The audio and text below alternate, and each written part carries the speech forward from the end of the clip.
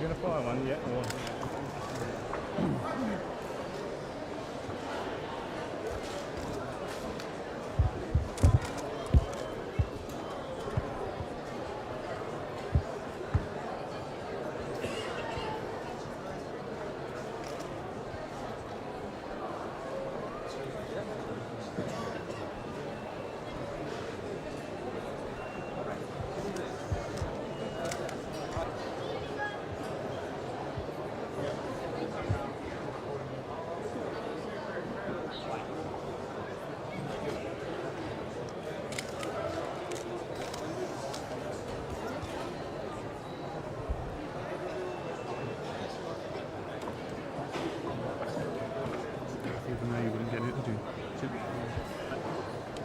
Would you like to say a few words to your fans, Michael?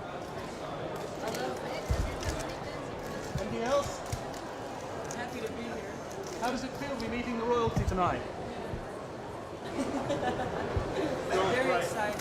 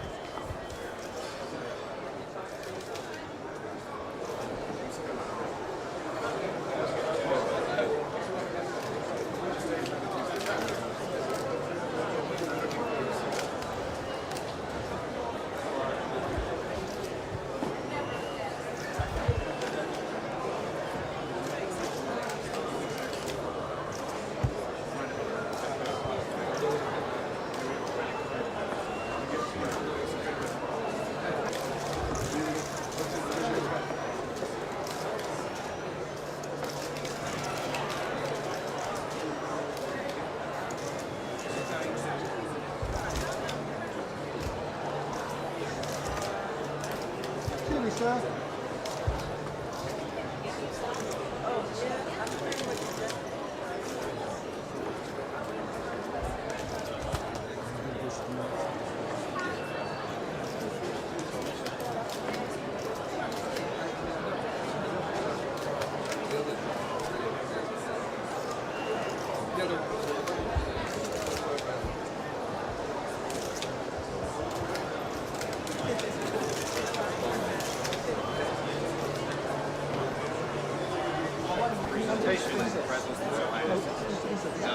Pepsi and Michael have had a lot of great lot of things together. But the best kinds of things we do is help disadvantaged youth. So both of us, like I said, this Trust and Great Falls Free Hospital. Thank you very much. Thank you very much.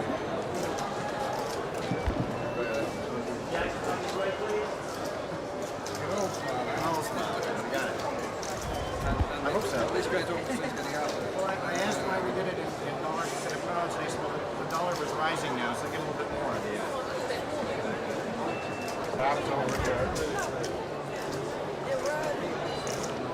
Someone said, why they should be.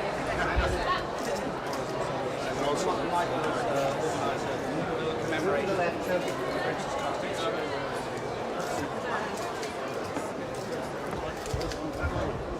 Represents all three albums.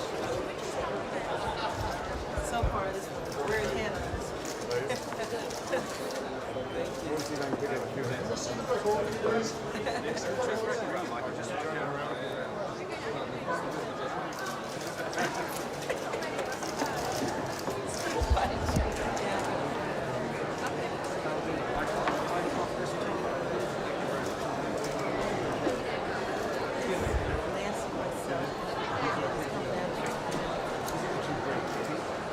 No, this is from my soul.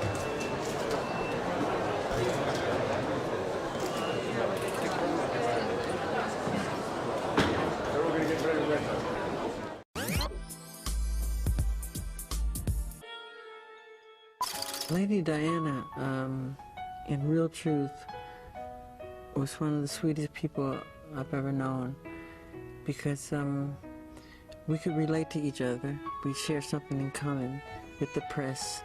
I don't think they hounded anyone more than her and myself. And we had a relationship, a very good relationship, where we would call each other late at night for me, and we would, you know, just talk about just like crying each other's shoulders, how hard and difficult and how mean the tabloids can be and how they lie and twist stories around. But she came to the concert at Wembley Stadium in London, and you know, they do when the royal family comes, you have to line up and you meet the family and everything. But at some point, she called me away from the line, and I saw Prince Charles look at me, and I said, "Oh boy." She said, "I want to talk to you." So I said, "Yeah, what's happening?" She said, "Are you gonna do Dirty Diana tonight?" I said, No, I took it out of the show, out of respect for you." She said, "That's my favorite song."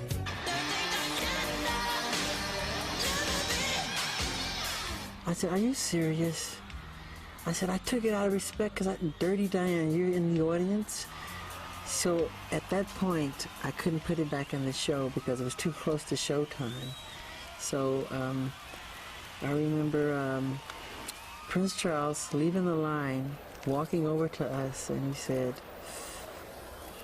"What are you talking about?" And she said, "Oh, nothing," like that. So that was that story. And there's a couple of other ones, but I don't want to, you know, say too much. She was just a wonderful, warm, compassionate person. Very caring, very caring. It was real. It wasn't publicity stuff. It was real. She really cared. I'm the same way. I feel the same way that she does about children and the future of our children and the future of the world. What I usually do on my off days, I do as many hospitals as I do concerts. I do as many orphanages as I do concerts. But because it's good news, the press don't cover it. They want bad news. But I do it from my heart. I don't do it to wave a flag and say, "Look at me." We bring bags of toys and posters and albums, and you should see how it transforms these kids. They jump up and down, and they're so happy. This is Lisa Marie and myself at a hospital in Budapest, and I saw this little kid. His name was Farkas. He was very sick. He was green in the face, but he had this glow and this sparkle in his eye. I asked this nurse, what's wrong with this kid? She said that he needs a liver. So I said, "Does that mean he's gonna die?" She said, "Yes, he's gonna die unless he gets a liver." I said, "I'm not gonna let him die, this sweet, sweet angel. No matter what it takes, I'm gonna find a liver for him." So I sent my organization around the world. We went all over the place, and it took a long time. And I said, "I'm not giving up. I'm not gonna have this child die." I was so happy when I got a phone call. They told me we found the liver, and he has his life. And I'm so proud that I could help him. God bless him. I love you, Farkas.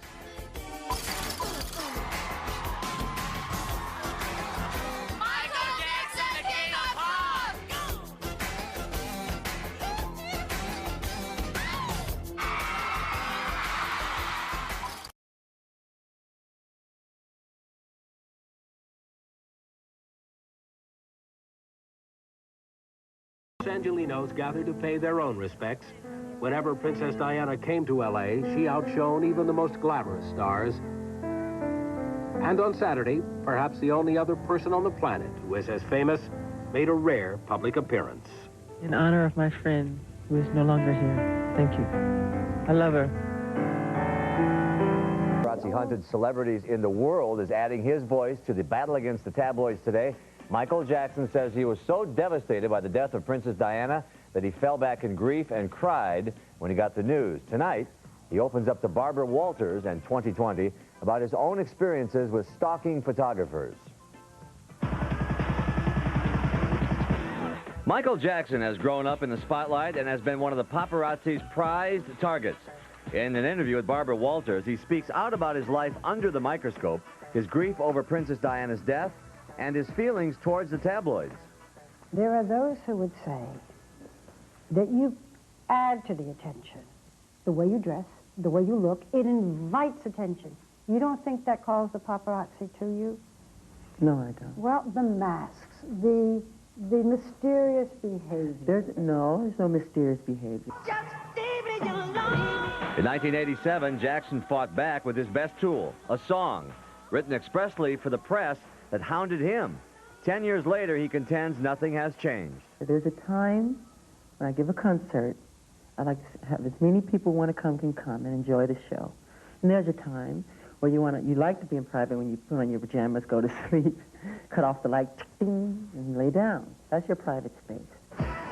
Jackson tells Walters he's been running his whole life, hiding, trying to give photographers the slip, and the news of Diana's death painfully reminded him of his own life and of the cruelty he has suffered at the hands of the tabloids. And said, quote, "You should not say he's an animal. You should not say he's Jacko. I'm not Jacko, I'm Jackson. I have a heart and I have feelings, and I feel that when you do that to me, it's not nice. Don't do it. I'm not a wacko." Jackson confesses he was forced to sell his baby's photos to the tabloids to avoid being stalked by photographers, and he says he has tried to create the privacy he is unable to attain. You go in the park, I can't go in the park, though. So I create my own park at Neverland, my own water space, my movie theater, my theme park. That's all for me to enjoy, to be private. You can see the full Michael Jackson interview tonight on ABC's 2020.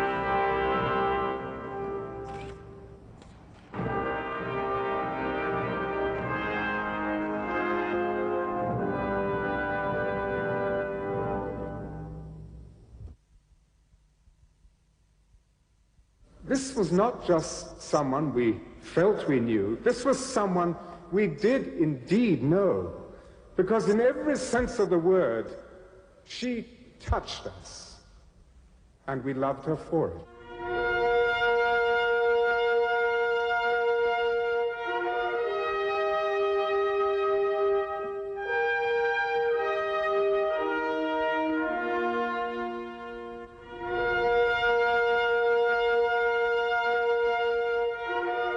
I would have loved to be in in England, but it was a wonderful ceremony. It was very beautiful.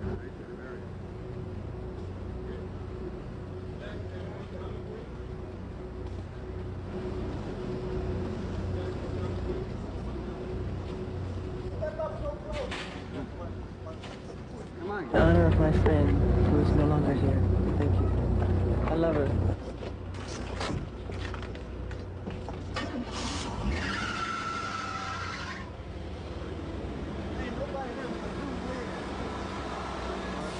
They went and interviewed her.